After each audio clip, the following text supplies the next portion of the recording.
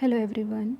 In this video lecture, we will study the topic human resource management, meaning and definitions of human resource management, benefits of human resource management, and the last topic, that is the strategic planning and HR planning. So let's start with the video lecture. First, we will study the human resource management. So, human resource management basically revolves around the core concept of managing the relations of human resource at the workplace. Since 1980, the human resource management has gained the acceptance both in academic as well as in commercial circle. So, in this way, we can say that the human resource management is a multidisciplinary organizational function that draws its ideas from theories and ideas from the various fields such as management, psychology, sociology, and economics. And also, we can say that the effective human resource management largely depends upon the cause and conditions that an organizational setting would provide. In this way, the goal of an human resource management is to maximize the employee's contribution in order to achieve the optimal productivity and effectiveness while simultaneously attaining the individual objectives and societal objectives. So individual objectives include like challenging the job and obtaining the recognition, and societal objective will include factors such as the legal compliance and also the demonstrating the social responsibility. So human resource management is a management functions basically Next is the meaning of human resource management. So, human resource management is the study of an activities regarding the people working in the organization. It is a managerial function which tries to match the organizational need to the skills and abilities of an employee. It ensures that the human talent is used effectively and efficiently to accomplish the organizational goal. HRM is a personal function which is concerned with procurement, development, compensation, integration, and maintenance of the personnel of an organization for the purpose of contributing towards the accomplishment of organizational objective, means that the organizational objectives can be achieved. So, thus, we can say that human resource management is a managerial function concerned with hiring, motivating, and maintaining the people in the organization. Now, next we will study the definitions of human resource management. So, the first definition of human resource management is given by Edwin B. Filippo. He said that the personal management is the planning, organizing, directing, and controlling of HR performance so that the individual and societal objectives can be achieved. Next definition is given by Desler. He said that policies and practices involved in carrying out the people or human resource aspect of management position, including recruiting, screening, training, rewarding, and appraising, comprises of HRM. So these are the two definitions given by Edwin D. Philippos, and the second one is given by the Gary Desler. Next, we will study the nature of human resource management. So the human resource management is considered with the people's dimensions in the organization. It must be recognized that the human resource management is inherent in the process of management. So on the basis of that, the human resource nature of human resource management may be very is very wide. So few of the nature of human resource managements are mentioned here. Let us study all of them one by one. First one is that it is the inherent part of the management. So human resource management is the inherent in the process of management. This function is performed by all the managers throughout the organization. Second one is that pervasive function. So human resource management is a pervasive function. It is performed by all the managers at various level in the organization. In other words, every manager from managing director to the foreman is required to perform the HR functions on a continuous basis. Now next, third one is a basic to all the functional areas. So human resource management is basic to all the functional areas of management such as production management, financial management, marketing management, etc. Now fourth one is that it is a people centered. So human resource management is people centered and it is relevant in all types of organization. It is concerned with all categories of personnel from top to the bottom, that is from the CEO to the labor of an organization. That is, we can say it includes the blue collar worker, managerial and non managerial personals and professionals such as chartered accountant, company secretary, lawyers, etc. Now next is that personal activities and functions. That is, human resource management involves several functions concerned with the management. That is, it includes the manpower planning, employment, placement, training, appraisal, and compensation of employees, and also all other activities of human resource and all other functions of human resource. Next is that it is a continuous process. So human resource management is not the one shot process or a function. It must be performed continuously if the organizational objectives are achieved smoothly. Now the last one is a basic that is based on all the human relations. The human resource management is concerned with the motivation of the human resource in the organization. So human being can't deal with the physical factors of production. So every person has a different need, perception, and expectation. So the manager should give them the due attention of these factors. Means that human resource is based on all the human relations which are present in the organization. So these all are the nature of human resource management. Now next we will study the benefits of human resource management. Since the first and the foremost benefit of the human resource management is that it ensures the availability of competent and willing workforce to an organization. It assisting the organization in obtaining the right number and the right type of employees so that the organizational objectives can be achieved. Next one is that it will develop the organizational culture.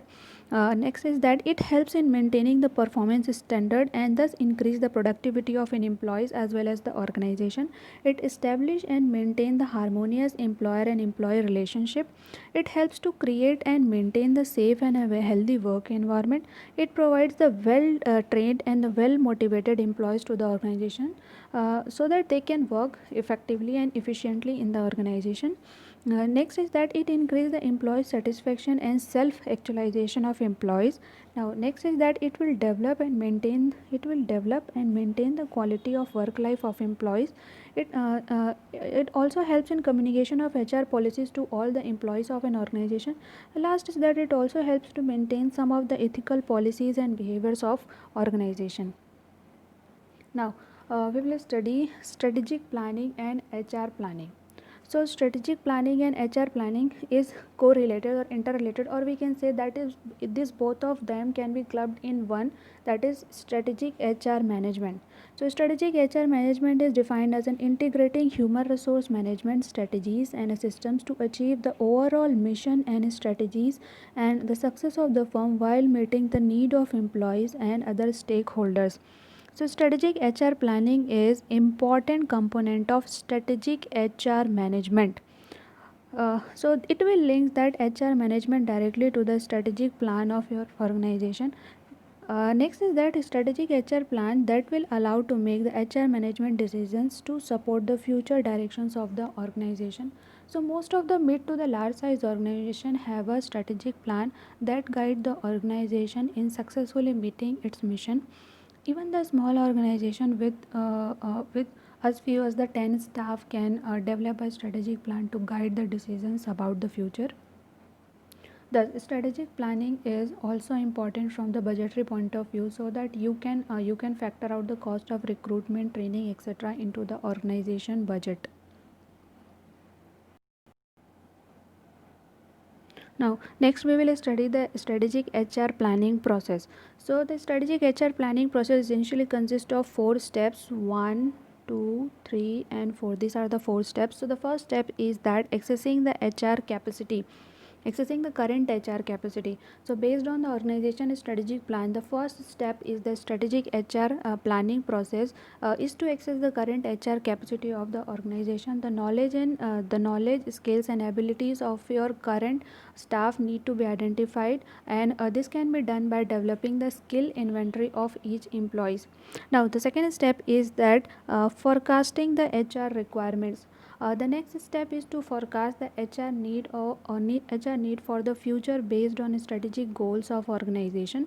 Now, the realistic forecasting of human resource involves estimating the both demand and supply. In this phase, a lot of questions are need to be addressed.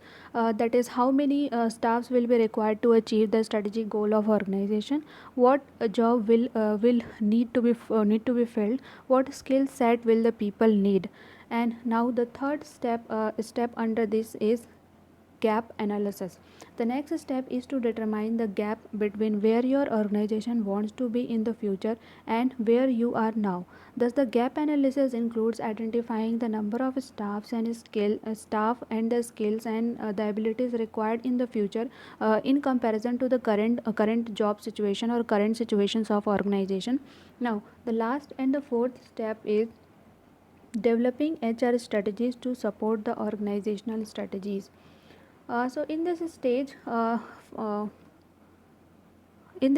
we will organization will develop a large criteria of HR strategies which will support the organizational strategies, like the new jobs we will need, and new skills which we are required, and the new employees which are currently working in the positions, and how do we have the enough managers and supervisors, so that we will develop a broad perspective of HR strategies so that the organizational objectives can be achieved. Now this is all about the four steps of HR planning, strategic HR planning. Now we will study the developing HR strategies to support the organizational objective. That is how we can develop. That is this is the topic of fourth step. This is the topic of fourth step. That is this topic. This we will study in the next slide. That is how to develop the HR strategy to support the organizational strategies. Under this, there are five HR strategies. First one is the restructuring strategies. These strategies include, that is, reducing the staff either by the termination or attrition, regrouping the tasks to create the well-designed jobs, or reorganizing the work unit to be more efficient. Now, this is all about the first. There is restructuring strategies. Now, the second one is training and development strategies. So these strategies include providing the staff with the training to take a new role, providing the current staff with the development opportunities to prepare them for future jobs in your organization. Now, the third one is recruitment strategies. These strategies include recruiting new staff with the skills and abilities that the organization will need in the future, and it also consider all the available options for strategically promoting the job opening and encouraging the suitable candidates to apply.